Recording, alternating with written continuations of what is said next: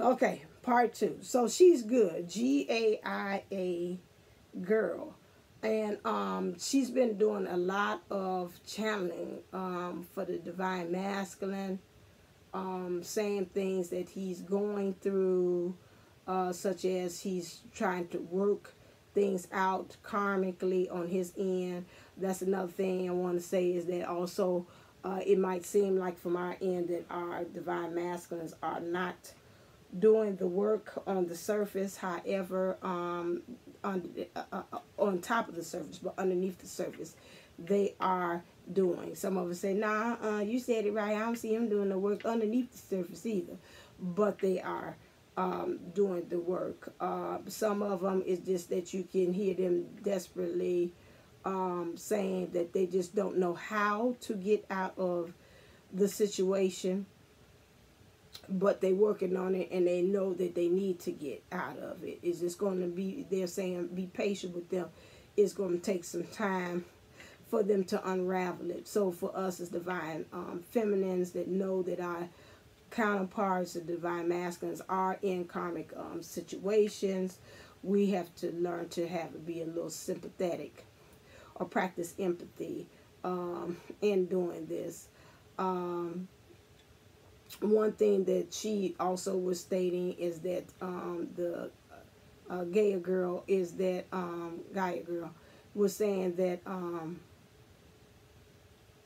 that the rainbow children, she's been saying a lot about the rainbow children has been coming in. A lot of the children, you know, the rainbow children are the children that which you and your divine counterpart have birthed in the ethereal, in the spiritual realm, 5D, if I'm understanding right. And this, I'm new to this, and so you can correct me, and I'm not going to feel offended by that they are really doing the work in helping to bring the both counterparts together. She said she even envisioned and seeing like the divine masculine and divine feminine, and the rainbow child was right there in between, saying that she felt that a lot of times that the divine masculine, when he's too serious, the rainbow child comes in to bring up and lighten up things and make it more less heavier for him. And when the divine feminine is getting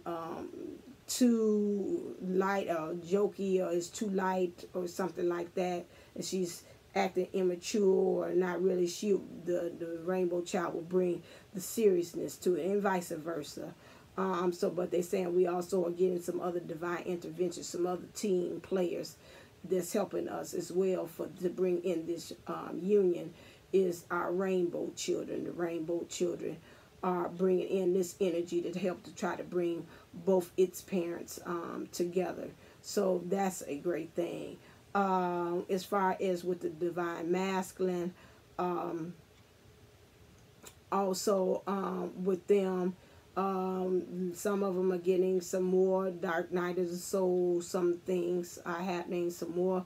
Some of them are becoming awakened. Some of them seeing that they have to make some changes. That's been occurring, and I've been seeing that. Also, Daniel Boone has stated that we need to really kind of start looking at our counterpart, divine masculine, when they contact us, to really look at and see when they're communicating, and we get the chance to be blessed to see them in person, how we're able to really read into their body language. And I said that last time, and I'm going to reiterate it again, that anytime you're in contact with your divine masculine, make sure that you are reading in between the lines. My mother always said, read what a person's not saying, and disregard what they are saying, because in between there, they're saying a lot. And that's the same thing with the divine masculine. We've got to, divine feminines, I know it's so easy for us to fall underneath the spell and get giddy and say, ooh, we look at him and all they fineness, and they are handsome. However, we've got to get to the point that we got to be grounded, and we say, okay, now let me analyze you. It's got to be like a chess, chess game, not checkers.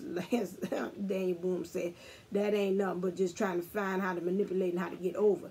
Chess game is where you really are truly trying to see what's the next move. You're sitting there and you're thinking.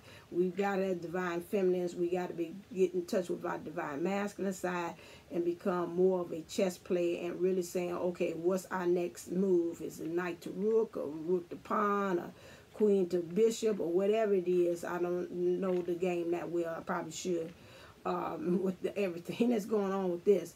But we've really got to see what's our next move, because I guarantee, and I know this for a fact, when I'm in the presence of my divine masculine, he is always, like I told you last time, scanning and seeing what's the next thing that I need to learn. He's also, when he's calling or he's texting or whatever, he's filling out to see what's going on with you. What's the next lesson I need to pop up on you, or what's going on with you? Is you still got feelings for me, or you didn't let it go? Okay, let me see. Okay, now that lets me know what's my next kind of move I need to do with you. You know, remember, they came from that battlefield. They still got that military mentality, divine masculine. That could be divine masculine housed in the male form, in the male human form, or female also. You know, it goes both ways. And so when we doing that, and we house that too, we've got the divine feminines, we got to kind of house in the divine masculine within ourselves to say, okay, now let me start dissecting and trisecting you. While you looking at me and you talk to me and you send me this text, how you doing? What are you really asking me? Are you checking in? Like I said, okay, I feel you trying to check in, see where am I? Have I found somebody? Am I still got them old feelings for you? Are we still in this game, or have you let it go, or what's going on? You know, the way they touch or whatever. He said that even this week, kind of watch it. Those who are in separation, watch and see that they might try to contact you. Do not try to brush them off. I feel that even in my soul. When they tell me things I don't resonate with everything they say, but some things that how it hits me in my soul plex lets me know, okay, you need to pay attention to that. That I would say pay attention to if they contact you, just like mine did. And I was like, okay. First I was almost in that mood, and then I heard his voice talk about, don't do the brush, you know, thing, kind of stay in there. And I hope that, thank you, Archangel Raphael, that's confirmation that said I did right. I just played with a little bit. I don't delve too much into it like that, like I'm trying to. I had to watch myself. I had to create that healthy boundary to saying, okay, we're not going to slip into the old abyss of things. It's just enough to this polite conversation, still connect that connection, because I need the connection as well as he do. I know what he's doing. He's tapping into the energy and trying to say, okay, now I can go back into the game again. And sometimes, honestly, when he contacts me, I need it at that point too. But it's not me at the point that's saying, okay, now let's go on ahead and go to Motel 6 and let's have sex together. We ain't going that route on that, and other people are still in the picture. So that's not it. And I don't know if some of you might have gotten that impression, but that's not it. It's just keeping that connection. You cannot, and I've had several psychics that I had talked to. I had one that really could tap into him very well. You cannot cut off. You can't cut off the connection with the divine, your counterpart, period. With that, you do as far as what you feel. You can tell when you say, okay, you done crossed over the line. Now let's come on and let's reel it right on back, because let's get in fancy. You know that kind of talking ain't gonna lead you off to anywhere. You know, you just keep it real nice and whatever. You engage, just like you said, you engage conversation with them. You know, you wouldn't want to, if the tables are turned and you reaching out to your divine, you just want to just have a conversation to see how he's doing, and he's doing that cutthroat and drying off and all that stuff.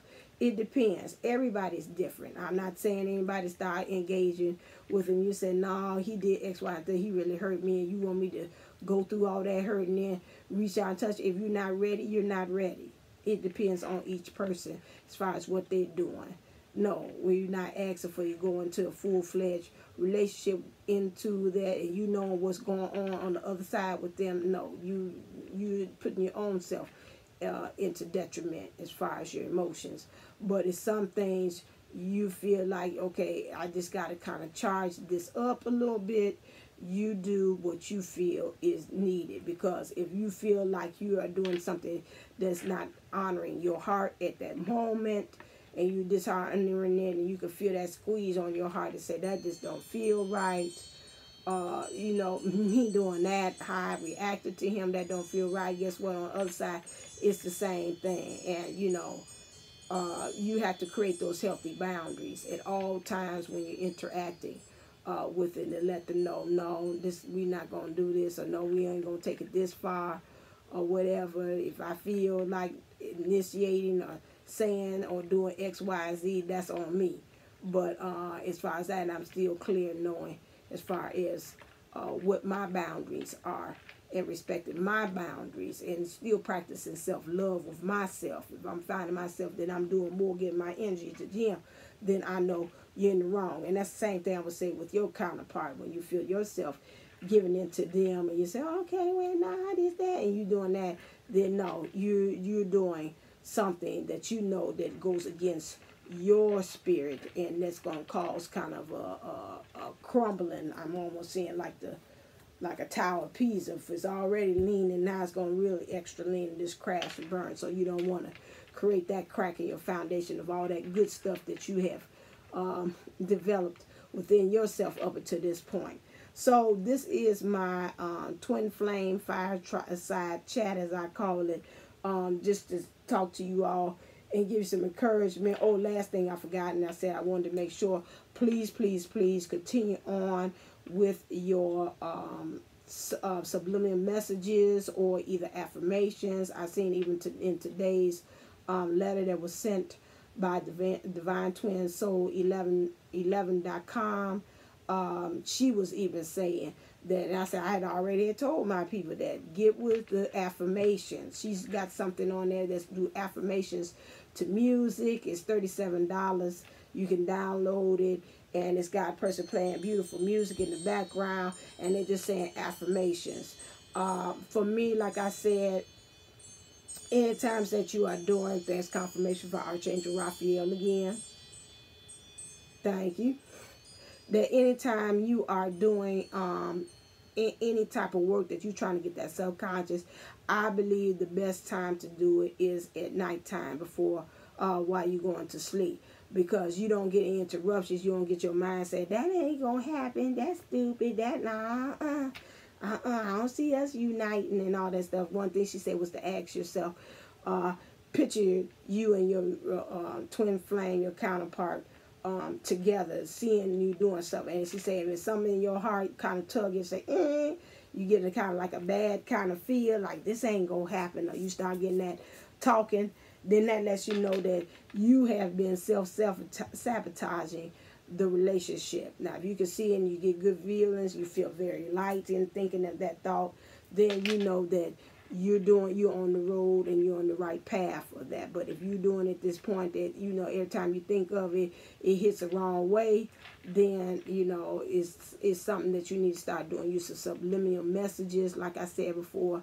really getting in touch with, getting that to that subconscious where it goes in there and just root up all that, almost like that concrete cement, and there's like that jackhammer it with all those affirmations. I am love, I am lovable, I deserve love, I did that. So you keep on jackhammering it till it breaks that apart, until it does that. And I'm telling you, it truly works.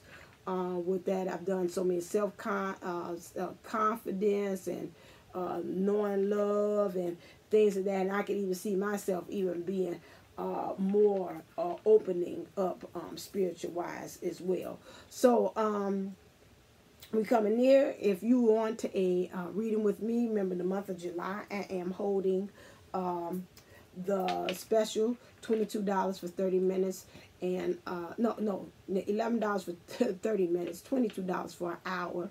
Go to my link page. That'll be in 1st of July. I haven't started that yet. 1st of July, which is coming right around the corner. Go to my book on services line page, and then hit on book online, and it leads you onto my online booking service for that. Anything else?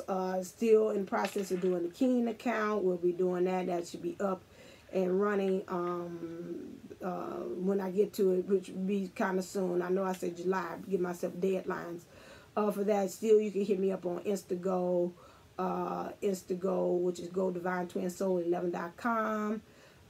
There you get the reading by phone, questions, or video chat. Okay. All right. So in this week, I gave you a lot of information as a teacher, a lot of assignments that you got to work on. Please do work on those things. Try to incorporate them sometime during this week. I would say definitely, if you can't do it now, especially when that moon comes, July 27th, definitely start on that letter. But I believe if you get to that karmic board now, that they should be able to be working on it, and it should be in fruition by July 27th. So do that ASAP, as soon as possible. All right, until then, the next time, I wish you love. Mwah. And I say also, I seen that move around. So until then, I say stay inspired, stay motivated, and stay elevated. Namaste. Namago.